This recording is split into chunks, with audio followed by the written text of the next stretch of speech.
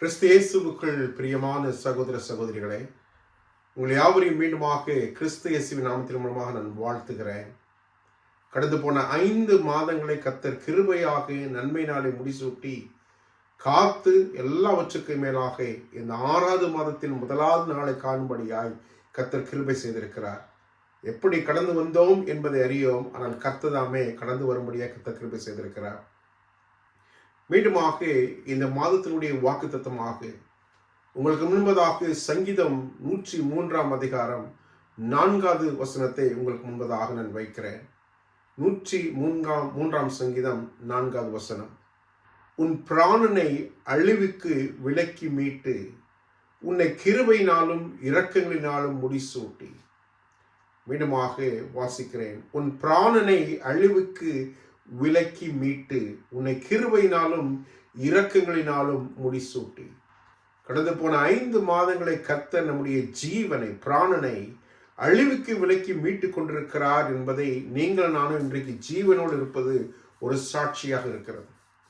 இதை புரிந்து கொள்ளும்படியாக 3 உதாரணங்களை வேதத்திலிருந்து உங்களுக்கு முன்பதாக நான் வைக்க வேண்டும் என்று சொல்லி ஆசிக்கிறேன். முதலாவது உதாரணமாக 2 கொரிந்தியர் புத்தகம் 11ஆம் அதிகாரம் 23லிருந்து 26 வசனங்களை வாசிப்பேன் என்று சொன்னால், பவுலுடைய சம்பவத்தை நீங்கள் நானும் நன்றாக வாசிக்க முடியும். பவுல் எழுதும் பொழுது இப்படியாக எழுதுகிறார். அதிகமாய் அடிக்கப்பட்டவன், அதிகமாய் காவலில் வைக்கப்பட்டவன், அநேக தரம் மரண அவதியில் அவதிப்பட்டவன், யூதரால் 1 குறைய 40 அடி 5 தரம் அடிப்பட்டவன், 3 தரம் மிரல்களால் அடிப்பட்டவன், 1 தரம் கல்லீர் உண்டேன், 3 தரம் கப்பல் சேதத்தில் இருந்தேன், கடலில் ஒரே ராப்பகல் முழுவதுமாக போக்கினேன். அது மாத்திரமல்ல, அநேக நேரம் பிரயாணம் பண்ணினேன்.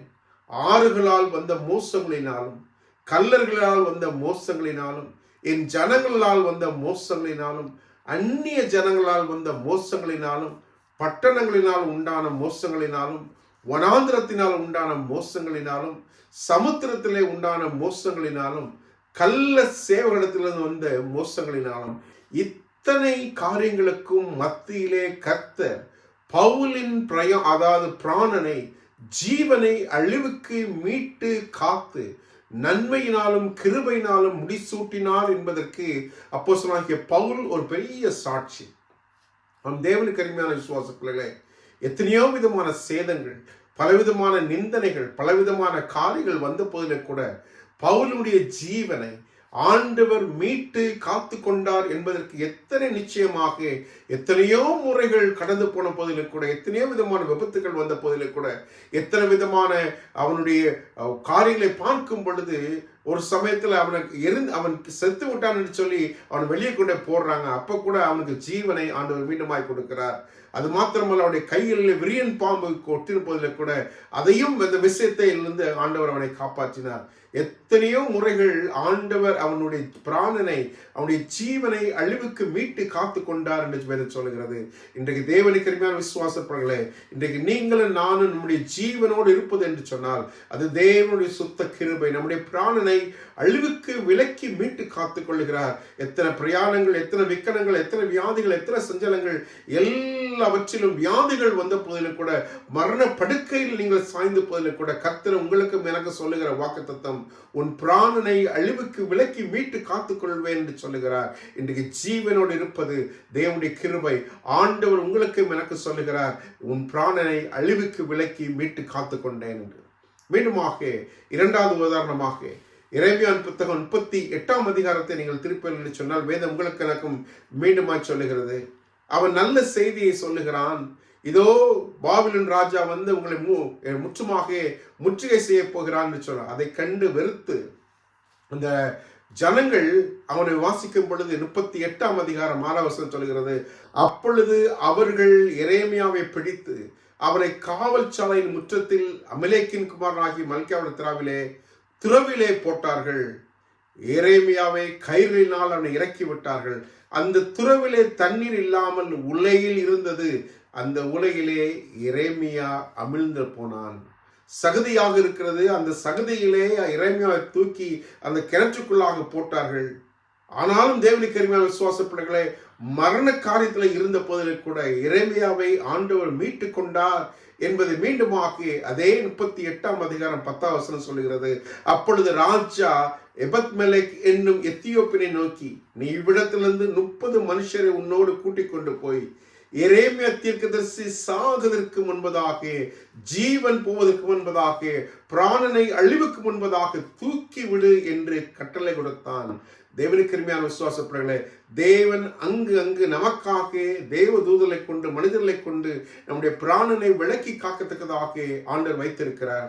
எத்தனையோ பிரயாணங்களில், எத்தனை விதமான கஷ்டங்களும் வியாதிகள் மத்தியிலும் கூட, எத்தனை விதமான இக்கட்டான சூழ்நிலையில் கூட, சில நேரத்தில் ஒரு இமைப்பொழுதிலும் ஆண்டவர் உங்களை மனை காக்கிறார். பிரயாணங்களில் மாத்திரமல்ல, பல விதமான இன்னல்கள் மத்தியில் காக்கிறார் என்பதற்கு சாட்சியாக இந்த எரேமியாவும் உங்களுக்கும் எனக்கும் இருக்கிறார் என்பதை அறிந்திருக்கிறோம். மூன்றாவது உதாரணமாக வெளிப்படுத்தின விசேஷத்தை எழுதினாகிய அப்போஸ்தலனாகிய யோவான், இதோ அவன் ரோம சாம்ராஜ்யத்தினுடைய அதிபதியாக தொமேஷியா எனப்பட்ட மனுஷனால் எண்ணெய் பாத்திரத்திலே தூக்கி எறியப்படுகிறான். கொலை செய்யும்படியாக அவனை வகை தேடினார்கள். அது மட்டுமல்ல, அவன் விஷத்தை கொடுக்கும்படியாக அவனை கட்டளை கொடுத்தார்கள்.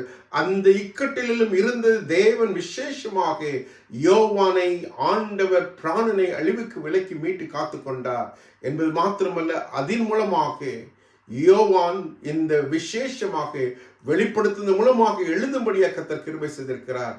அதன் மூலமாக இன்றைக்கு நீங்களும் நானும் இந்த கடைசி காலத்தை சத்தியத்தை அறிந்து கொள்ளும்படியாக இந்த யோவான் மூலமாய் கண்டு கொண்டோம். தேவனுக்கு அருமையான விசுவாச பிள்ளைகளே, பவுலை காத்தது போல, எரேமியாவை காத்தது போல, அப்போஸ்தலனாகிய யோவானை காத்தது போல ஆண்டவர் உங்களையும் என்னையும் நம்முடைய பிராணனை அழிவுக்கு விலக்கி மீட்டு காத்துக்கொள்வார் என்ற விசுவாசத்தோடு நம்பிக்கையோடு இந்த மாதம் முழுவதும் கடந்து செல்வோம். என்று சொன்னால், வாக்கு கொடுத்தவர் வாக்கு மாறாதவர். அவர் உங்களையும் என்னையும் நம்முடைய ஜீவனையும் எல்லாவற்றையும் ஆண்டவர் பாதுகாக்கிறார், வழிநடத்துகிறார் என்பதற்காக தேவனுடைய சமூகத்தில் ஒப்புக் கொடுப்போம். தேவன் நிச்சயமாக வழிநடத்துவார் என்பதை விசுவாசிக்கிறேன். இதை பற்றிக் கொள்ளும்படியாக ஒரு விஷயம் நம் தலைகளை தாழ்த்தி கண்களை பிரார்த்தனை செய்வோம்.